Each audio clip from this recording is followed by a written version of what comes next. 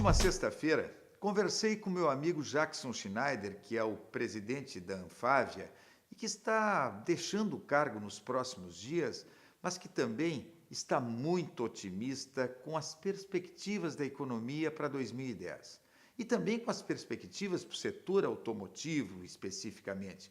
O Jackson Schneider fez um grande trabalho na frente da Anfávia. Ele foi também responsável pelas decisões tomadas pelo governo corretas de redução de IPI, de facilitar o crédito, para que nós não tivéssemos um impacto forte sobre o setor automotivo devido à crise internacional. As medidas do governo foram corretas, mas teve uma pressão muito forte da Anfávia para que isso acontecesse. Ele apresentou números muito importantes, como a previsão de que a indústria produzirá este ano 3 milhões e 400 mil veículos no Brasil. Destes, 530 mil deverão ser exportados. Também serão produzidos no Brasil 55.900 máquinas agrícolas. Segundo Jackson, até 11 de abril, o crescimento do segmento foi de 17,1%, na comparação com o mesmo período de 2009. Preste atenção. O segmento automotivo, o setor automotivo, cresceu 17,1% nos primeiros meses do ano, comparado com o mesmo período de 2009. Claro que a redução do IPI, o fim da redução do IPI, vai fazer com que esse crescimento não seja tão forte nos próximos meses. Mas, mesmo assim, ele acredita que o setor automotivo deverá crescer 8,2% em 2010 com relação a 2009. Ele disse ainda que, no que se refere às exportações, de janeiro a março deste ano houve um crescimento de 58% com relação a 2009.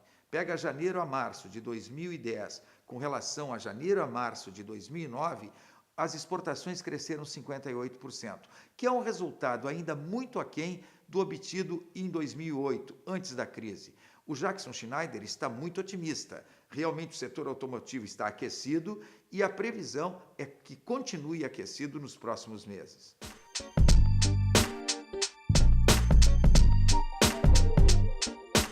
No encontro com Jackson Schneider, também perguntei a ele sobre a possibilidade de a China vir a entrar com força no mercado automotivo brasileiro. Ele disse que esta ameaça, a ameaça da concorrência chinesa, realmente existe, mas não no curto prazo. Mas lembrou que no mercado de autopeças, principalmente no mercado de autopeças para reposição, os chineses já estão muito presentes no Brasil. Esse cenário indica que há necessidade de que as empresas brasileiras se preparem para enfrentar esta concorrência e que o governo, por sua vez, faça a sua parte, tomando medidas para proteger mais as empresas nacionais. Quer dizer, se a concorrência chinesa com relação ao envio de carros para o Brasil não é algo que vai acontecer no curto prazo, não há dúvida que os chineses vão terminar chegando aqui. Hoje, a China deve comercializar 17 milhões de veículos, quer dizer, é o maior mercado de automóveis do mundo. Tá?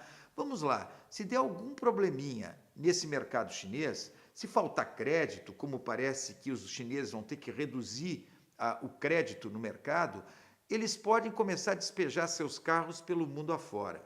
Repito, o mercado chinês absorve 17 milhões de veículos por ano.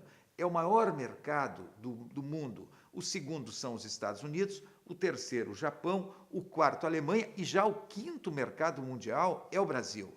Nós temos que ter cuidado com os chineses. Como agora tivemos que ter uma sobretaxa sobre o calçado chinês que estava entrando livremente no Brasil e estava competindo de uma forma desigual e predatória com o calçado brasileiro, talvez no futuro isso tenha que acontecer com os carros chineses que ainda não estão chegando aqui, mas em algum momento chegarão.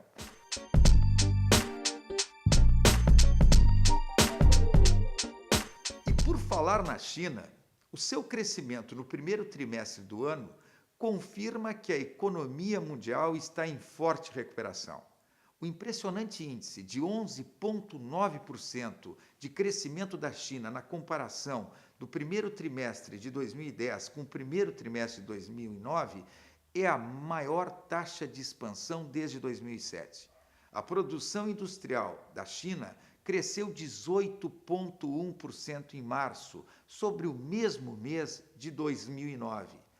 A partir dessa expansão, a China pode agora enfrentar dois problemas: a ameaça de crescimento da inflação, que é algo que preocupa os chineses, e, de outro lado, a freada no crédito, que é algo que também deverá acontecer nos próximos meses. Junto com isso, o governo chinês terá de, em algum momento, buscar valorizar a sua moeda.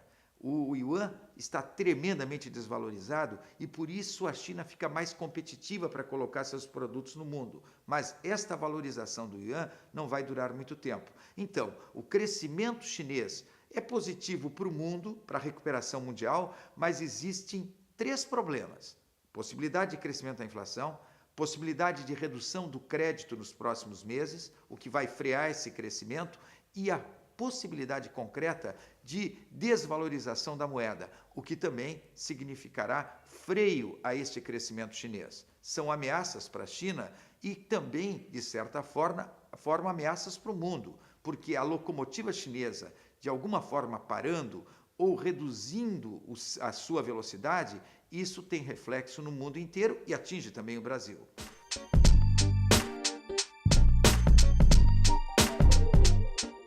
Falando em crescimento da economia, em PIB, vamos ver o que está acontecendo com o Brasil. Tá? O Instituto de Pesquisa Econômica Aplicada, o nosso IPEA, divulgou há poucos dias um prognóstico de que a economia brasileira não vai crescer mais 5% ou 5,5% no ano de 2010. Deverá crescer até 6,5%. E já tem analista de mercado aí falando em crescimento de 7% ou mais do que 7% do PIB neste ano.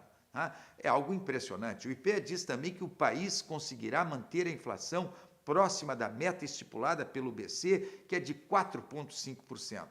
Mas por quê que todos os indicadores e por que todos falam num crescimento do PIB que pode chegar até 7%? Porque nós temos aí bons números apresentados a cada semana. Agora, por exemplo, a gente analisando o que foi o nível de emprego de março, nós vamos ver que é um recorde. De acordo com o Cadastro Geral de Empregados e Desempregados, foram criados mais de 266 mil empregos com carteira assinada no mês de março, um novo recorde para o mês. No acumulado do primeiro trimestre, foram gerados mais do que 657 mil postos de trabalho, mais do que 657 mil postos de trabalho no primeiro trimestre. Também o melhor desempenho da história no período. A alta das vendas do varejo é outro indicador que a gente tem que analisar. As vendas do comércio no país cresceram 1,6% em fevereiro na comparação com janeiro. E o IBGE também diz que, na comparação com fevereiro de 2009, o volume de vendas cresceu 12,3%.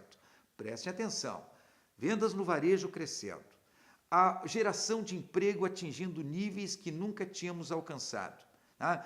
Se nós olharmos a expectativa de utilização da capacidade industrial, também chegando a índices que nós não tínhamos há muito tempo, tudo isto leva a crer que teremos um segundo semestre de economia ativada. Pode o Banco Central, através do Copom, agora no final do mês, aumentar a taxa Selic? Eu espero que não faça isso. Mas tudo leva a crer que o Banco Central vai aumentar a taxa Selic, que o Copom vai decidir pelo aumento da Selic, da taxa básica de juros. Isto seria uma sinalização de redução, de frear a economia. Não vai resolver. Nós vamos ter a economia aquecida no segundo semestre, vamos ter o país chegando provavelmente a um PIB que talvez nunca tenha alcançado o PIB que vamos ter nesse ano. Se chegar a 6,5%, 7%, é algo histórico e de difícil repetição. De qualquer forma, os números são bons e nós temos que comemorar esses números.